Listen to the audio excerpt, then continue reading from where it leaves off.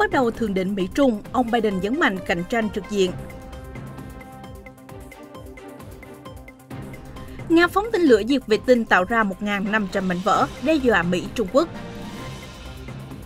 Pháp tuyên bố NATO quyết bảo vệ chủ quyền Ukraine trước sự hung hăng của Nga. Lãnh đạo Kim Jong-un đến thăm vùng đất thiêng của mặt trời. Mưa bão càn quét Canada. Nhà bóng Mỹ vỡ òa khi được Myanmar trả tự do.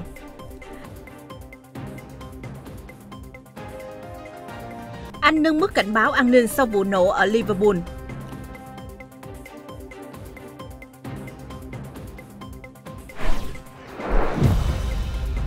Khám phá bí ẩn kỳ này, đếm ngược tới nguyệt thực toàn phần Trăng Hải Ly dài nhất 580 năm. Tất cả sẽ có trong bản tin đặc biệt cập nhật những tin tức nóng nhất trên kênh FPNC.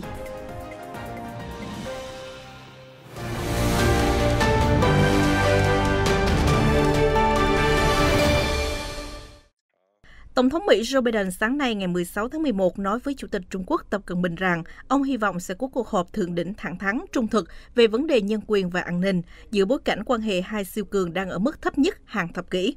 Ông Biden cho biết thêm, hai nhà lãnh đạo sẽ tìm cách đảm bảo quan hệ Mỹ-Trung không bị cuốn vào vòng xoáy xung đột toàn diện, vì vậy cần phải thiết lập hành lang nguyên tắc chung. Như đã đề cập, tôi nghĩ rằng trách nhiệm của chúng ta ở vai trò lãnh đạo Trung Quốc và Hoa Kỳ là phải đảm bảo mối quan hệ của hai nước chúng ta không rơi vào xung đột, dù là cố ý hay vô tình, hãy giữ sự cạnh tranh thẳng thắn và trực diện. Ông Biden và ông Tập đang tiến hành họp thượng đỉnh trực tuyến lần đầu tiên kể từ khi Tổng thống Mỹ nhậm chức vào tháng 1. Cuộc đối thoại được phía ông Biden khởi xướng nhằm định hướng cho mối quan hệ và sự cạnh tranh Hoa Kỳ-Trung Quốc trong tương lai. Ông Biden dự kiến sẽ nhấn mạnh rằng Bắc Kinh cần tuân thủ luật pháp quốc tế về thương mại và an ninh. Mỹ và Trung Quốc, hai nền kinh tế lớn nhất thế giới, đang bất đồng sâu sắc về nguồn gốc đại dịch Covid-19, các nguyên tắc cạnh tranh và thương mại, cũng như việc Bắc Kinh mở rộng kho vũ khí hạt nhân và tăng cường gây sức ép với Đài Loan. Ngoài ra còn có các hàng loạt mâu thuẫn khác.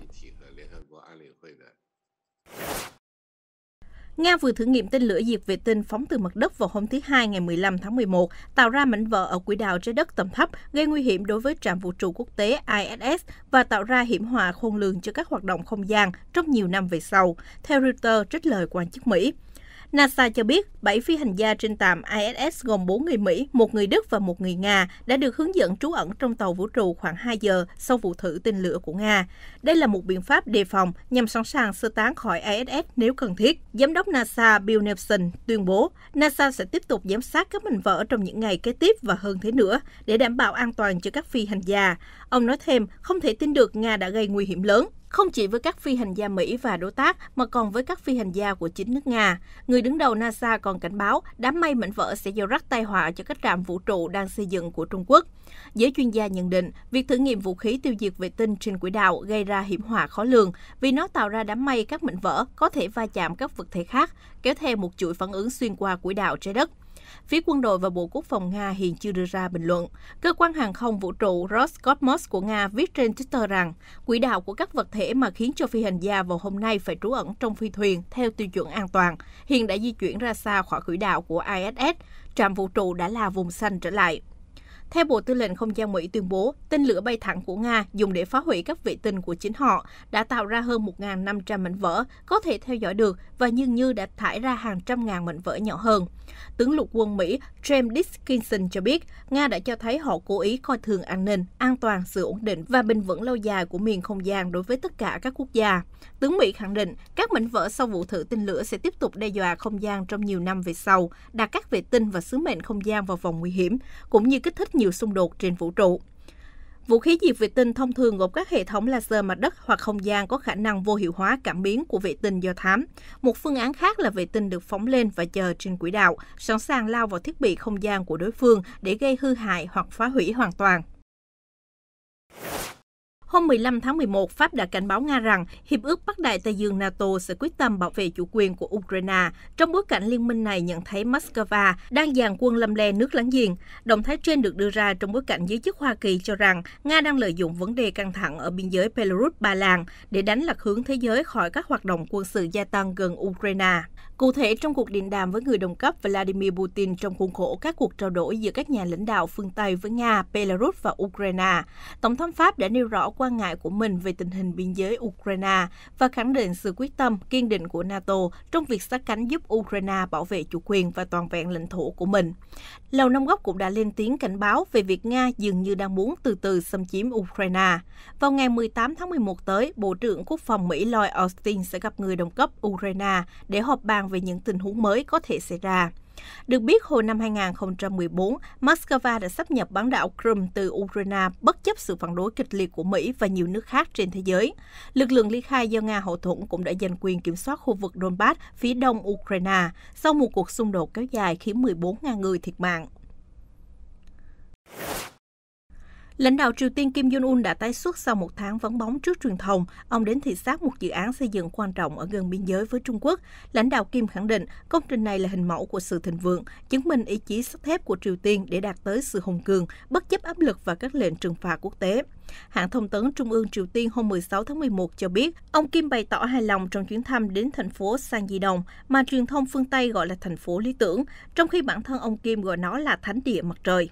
Sanggye-dong nằm ở chân núi phía Bắc Thu, trung tâm xuất phát những giai thoại liên quan đến gia đình ông Kim và cũng được xem là cái nôi của cách mạng Triều Tiên. Việc biến Sanggye-dong thành đô thị văn hóa kiểu mẫu là một trong những dự án trọng điểm thuộc chiến dịch xây dựng toàn quốc dự kiến hoàn thành vào tháng 10 năm ngoái, nhân dịp kỷ niệm 75 năm đảng cầm quyền Triều Tiên. Tuy nhiên, dự án chậm tiến độ do đóng cửa biên giới ngăn dịch bệnh và hàng loạt lệnh trừng phạt quốc tế đối với chương trình tên lửa và vũ khí hạt nhân của Bình Nhưỡng. Theo hãng thông tấn Triều Tiên, dự án thành phố Sanggye-dong sẽ hoàn thành vào cuối năm nay, giúp trao cho ông Kim một huy chương mà nhà lãnh đạo đang cực kỳ khao khát, bởi ông sẽ kỷ niệm tròn một thập kỷ vươn tới đỉnh cao quyền lực từ tháng 12 năm 2011. Ông Kim đã khen ngợi các công nhân thể hiện lòng trung thành cao cả, đổ mồ hôi, sôi nước mắt nhằm đẩy nhanh tốc độ xây dựng trong hoàn cảnh khó khăn. Ông cũng nói Sanggye-dong có thể trở thành biểu tượng tiên phong cho hiện đại hóa vùng nông thôn, thể hiện ý chí sắt thép của Triều Tiên để đạt được thịnh vượng theo cách của chúng ta. Chuyến thăm mới đây đánh dấu lần xuất hiện công khai đầu tiên của ông Kim trước truyền thông, kể từ lúc phát biểu ở triển lãm quân sự ngày 11 tháng 10. Như vậy, ông Kim đã tạm rời xa tiêu điểm truyền thông trong hơn một tháng, cũng là khoảng thời gian ở ẩn lâu nhất trong vòng 7 năm nay. Hôm 15 tháng 11, trận mưa bão lớn đã càn quét tỉnh British Columbia, miền Tây Canada, gây ra tình trạng lở đất nghiêm trọng khiến các tuyến đường bị chia cắt. Toàn bộ cư dân của một thị trấn đã phải gấp rút sơ tán và một đường ống dẫn dầu đã phải ngừng hoạt động. Theo ghi nhận của Reuters, tại Vancouver, một xà lan lớn và một chiếc thuyền buồm đã bị gió giật đứt dây neo và đang bị mắc cạn. Chỉ trong ngày 14 tháng 11, lượng mưa ghi nhận ở một số khu vực lên đến 20 cm, tương đương với tổng lượng mưa một tháng. Trận mưa bão lớn còn kéo theo lũ lụt, khiến các tuyến đường ngập trong biển nước cùng với lượng lớn bùn đất. Các quan chức đã cảnh báo nguy cơ mất điện trên diện rộng. Được biết, cơn bão này là hiện tượng thiên tai thứ hai tấn công vào tỉnh British Columbia trong vài tháng qua. Trước đó, vào cuối tháng 6, nhiệt độ khu vực này lại tăng cao kỷ lục, gây ra hỏa hoạn thiêu rụi một thị trấn. Liên quan đến việc nhà báo Mỹ Danny Fenster bị Myanmar bắt giữ, chia sẻ với Reuters hôm 15 tháng 11, ông Fenster bày tỏ niềm hạnh phúc khi đã được phóng thích, hoàn toàn khỏe mạnh và sắp được về nhà. Nhà báo Mỹ tiết lộ ông không bị bỏ đói hay bị đánh đập trong thời gian bị giam cầm. Được biết, ông Fenster, 37 tuổi, là một biên tập viên của tạp chí trực tuyến Frontier Myanmar. Ông đã bị bắt tại sân bay quốc tế Yangon vào ngày 24 tháng 5 năm nay. Đến ngày 12 tháng 11, nhà báo này bị kết án 11 năm tù vì tội vi phạm luật thị thực nhập cảnh, liên hệ với các tổ chức bất hợp pháp, phát tán thông tin kích động. Phán quyết này của chính quyền quân sự Myanmar đã vấp phải làn sóng phản đối dữ dội của cộng đồng quốc tế.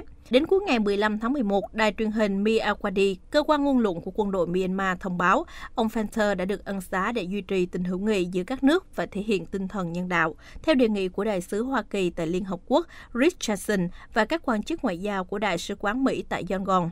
Hiện vẫn chưa rõ liệu có các điều kiện đi kèm với việc trả tự do cho nhà báo Fenster hay không. Nước Anh vừa nâng cảnh báo đe dọa an ninh quốc gia đến mức nghiêm trọng, tức là mức cao thứ nhì vào hôm thứ Hai ngày 15 tháng 11, sau vụ nổ xe taxi bên ngoài một bệnh viện ở Liverpool. Bộ trưởng Nội vụ Priti Patel cho biết, vụ nổ ở thành phố miền Bắc là sự việc thương vong thứ hai chỉ trong vòng một tháng sau vụ đâm dao đoạt mạng nghị sĩ David Amess. Cảnh sát Anh thông báo, sự việc ở Liverpool khiến một hành khách thiệt mạng. Điều tra cho thấy thiết bị gây án đã được mang lên chiếc taxi. Tiếp đó, phương tiện bốc cháy kinh hoàng bên ngoài bệnh viện phụ nữ Liverpool vào khoảng gần 11 giờ sáng. sáng Chủ nhật ngày 14 tháng 11, trùng hợp với lễ tưởng niệm các binh sĩ tử trận được tổ chức ở nhà thờ Liverpool cách hiện trường không xa. Tài xế đã xoay sở để thoát ra ngoài nhưng bị thương, sau đó anh cũng được xuất viện. Tòa án tối cao Ấn Độ ngày 15 tháng 11 đã ban hành quyết định yêu cầu người lao động làm việc tại nhà phòng tránh sự ô nhiễm cực kỳ nghiêm trọng tại thủ đô New Delhi. Theo lệnh của tòa, các văn phòng ở New Delhi và các thành phố lân cận sẽ phải đóng cửa, buộc hàng triệu người phải làm việc từ xa. Từ đầu tháng 11, thủ đô miền Bắc Ấn Độ đã vật lộn chống lại ô nhiễm không khí. Từ ngày 13 tháng 11, chính quyền ban hành biện pháp khẩn cấp là đóng cửa trường học và các công trình xây dựng trong vòng 4 ngày. Mới đây, tòa án cho biết cũng có thể ban hành thêm biện pháp cấm các phương tiện giao thông không thiết yếu, cắt giảm phát thải công nghiệp và cấm nông dân tiếp tục đốt rác để chuẩn bị cho mùa vụ tiếp theo. Gần đây, New Delhi có nhiều nỗ lực làm giảm việc đốt rác thải nông nghiệp, yếu tố chính gây ô nhiễm kinh hoàng vào mùa đông. Tuy nhiên, nỗ lực này chưa dẫn đến kết quả đáng mong đợi. Vào thứ Hai hôm qua, New Delhi ghi nhận chỉ số chất lượng không khí là 343 trên thang đo 500, cho thấy điều kiện không khí rất tệ, có thể gây ra nhiều bệnh hô hấp.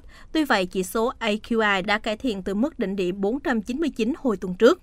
Một cư dân tên Zain cho biết, hiện giờ chúng tôi ai nấy đều gặp vấn đề về hít thở, hai mắt đỏ rát mỗi khi bước ra đường. Chúng tôi biết không nên ra ngoài, nhưng ở trong nhà cũng cảm giác như ngạt thở, có vẻ như khói bụi mù mịt bao phủ khắp mọi ngóc ngách. Ngay cả khẩu trang cũng chỉ cải thiện một phần nào sự khó chịu vì ô nhiễm quá mức như thế này. Tòa án Ấn Độ không đặt ra thời hạn thực thi các biện pháp ngăn ngừa ô nhiễm, trong khi đó giới chức dự kiến công bố các giải pháp triệt để từ ngày mai, ngày 17 tháng 11. Guatemala vào hôm thứ Hai ngày 15 tháng 11 đã dẫn độ con trai của cựu tổng thống Panama Ricardo Martinelli về Mỹ sau khi người này và em trai bị cáo buộc hối lộ rửa tiền liên quan đến tập đoàn xây dựng Odebrecht của Brazil. Theo đó, Luis Martinelli vào sáng hôm qua đã lên chuyến bay dẫn độ về Mỹ, nơi anh ta sẽ phải đối mặt với phiên tòa liên bang ở quận Brooklyn của New York. Louis và em trai đã bị bắt vào tháng 7 năm ngoái ở Guatemala khi cố gắng lên máy bay trở về Panama. Hiện quá trình dẫn độ người em vẫn đang tiến hành ở tòa án của Guatemala. Bộ Tư pháp Mỹ cáo buộc hai người con của cựu tổng thống Panama làm trung gian cho vụ hối lộ khoảng 28 triệu đô la từ công ty Brazil đến quan chức cấp cao của Panama, lợi dụng chức vụ tổng thống của ông Martinelli từ năm 2009 đến năm 2014. Cựu tổng thống nhiều năm gần đây đã liên tục bị điều tra hình sự. Vào tuần trước mới được tuyên trắng án trong một vụ nghe lén trong thời kỳ cầm quyền. Hiện con trai tổng thống chưa bị buộc tội hình sự nào, tuy nhiên vẫn bị hạn chế di chuyển do là đối tượng bị điều tra liên quan đến công ty Brazil.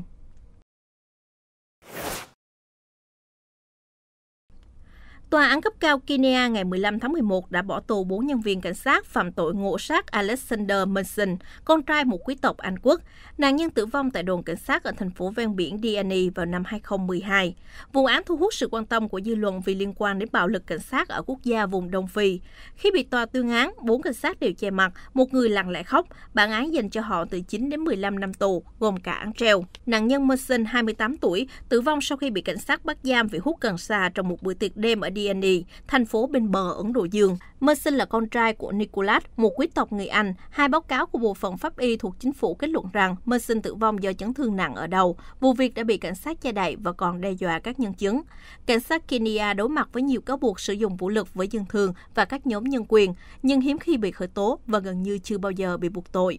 Người dân đã nộp hàng ngàn đơn kiện chống lại hành vi của cảnh sát, nhưng chỉ có 13 vụ dẫn tới cảnh sát bị khép tội. Lực lượng tuần duyên Tây Ban Nha vào hôm 15 tháng 11 lại giải cứu thêm 36 người di cư gần quần đảo Canary, đưa họ an toàn đến hải cảng. Tuy nhiên, có 2 người không qua khỏi. Đáng chú ý, 5 người di cư gặp tình trạng nguy kịch đã được trực thăng chở tới bệnh viện trước khi tàu cập cảng.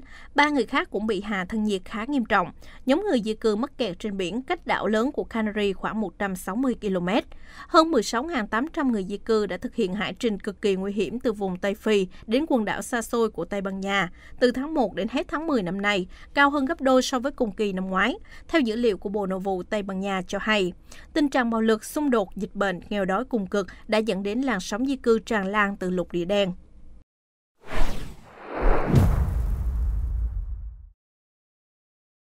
Chúng ta sắp được chiêm ngưỡng sự kiện nguyệt thực toàn phần trăng Hải Ly dài nhất trong khoảng hơn nửa thiên niên kỷ. Sự kiện diễn ra vào chiều thứ Sáu tuần này, ngày 19 tháng 11 theo giờ ở Đông Nam Á. Đây là nguyệt thực thứ hai của năm 2021 và là nguyệt thực kéo dài nhất trong 580 năm, kéo dài khoảng 3 giờ 28 phút và 23 giây. Nó là nguyệt thực gần như toàn phần, với 97,4% đường kính của mặt trăng sẽ bị chìm trong bóng tối umbra của trái đất tại nguyệt thực cực đại, chỉ còn lại phần cực nam vượt quá rìa ngoài của umbra một chút. Đối với những người quan sát bằng mắt thường, ống nhòm và kính thiên văn nhỏ, rìa dưới của mặt trăng có thể sẽ vẫn sáng hơn nhiều so với màu đỏ đậm hoặc màu son mà chúng ta có thể mong đợi ở phần còn lại của mặt trăng Hải Ly này. Truyền thông thường gọi nguyệt thực là mặt trăng máu vì màu cam đỏ của nó, nhưng theo trang Space, kỳ thực có hai yếu tố ảnh hưởng đến màu sắc và độ sáng của nguyệt thực. Đầu tiên là cách mặt trăng thâm nhập sâu vào umbra. Tâm của umbra tối hơn nhiều so với rìa của nó. Yếu tố khác là trạng thái của khí quyển trái đất dọc theo đường mặt trời mọc hoặc lặn. Nếu không khí rất trong, nhật thực sáng hơn, với các sắc thái màu đỏ nâu hoặc cam gần giống như một đồng xu mới phát hành sáng bóng.